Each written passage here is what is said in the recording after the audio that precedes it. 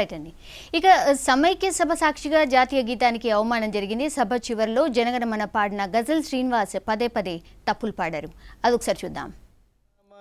अधिनायक जय हे भारत भाग्य विधाता पंजाब सिंधु गुजरात मराठा द्राविड उत्कल वंगा विंध्य हिमाचल यमुना गंगा उच्छल जलधि तरंगा तव सुबह में जागे तव सुबह में जागे तव सुबह में जागे तव सुभाशिष मांगे मांगे मांगे गाहे तव जय गाथा जनगण मंगलदायक जय हे भारत भाग्य विधाता जय हे जय हे जय हे जय जय जय जय हे जनगण अधिनायक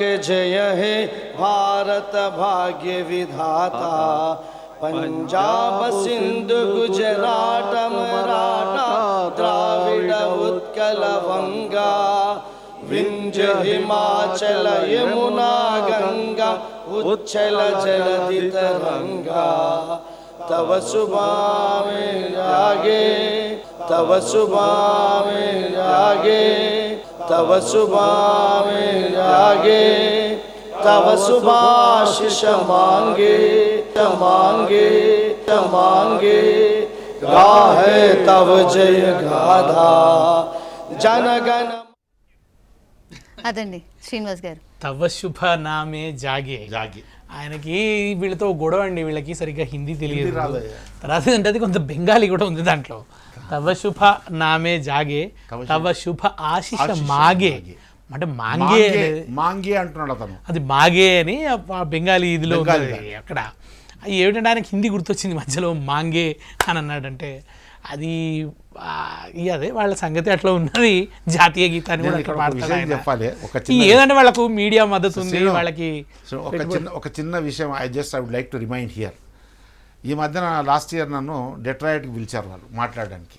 నేను చాలా మాట్లాడుతూ 69 ఉద్యమంతో కొద్దిగా ఎమోషనల్ అయ్యాను. ఇప్పుడు శ్రీనివాస్ అయినట్టు కొద్దిగా ఎమోషనల్ అయ్యి నేను చెప్పాను, హైదరాబాదులో ఆంధ్ర వాళ్ళ మీద మనకు అసలు ఏం ఆపత్తి లేదండి, వాళ్ళు మన బ్రదర్సు. కానీ వాళ్ళను అసలు ఎవరైనా వాళ్ళు పోవాలి అనుకుంటే ఉద్యమం అవసరం లేదండి. మనం అందరం ఉర్దూలో హిందీలో మాట్లాడితే చాలు, వాళ్ళంతకు వాళ్ళే. దిస్ ఈజ్ అసలు కొత్తది. ఏమంటారు సెటరిక్గా అన్నారు సార్ అది. అందరం హిందీలో ఉర్దూలో మాట్లాడితే వాళ్ళు ఇక్కడ ఉండరన్నమాట అసలు. First time.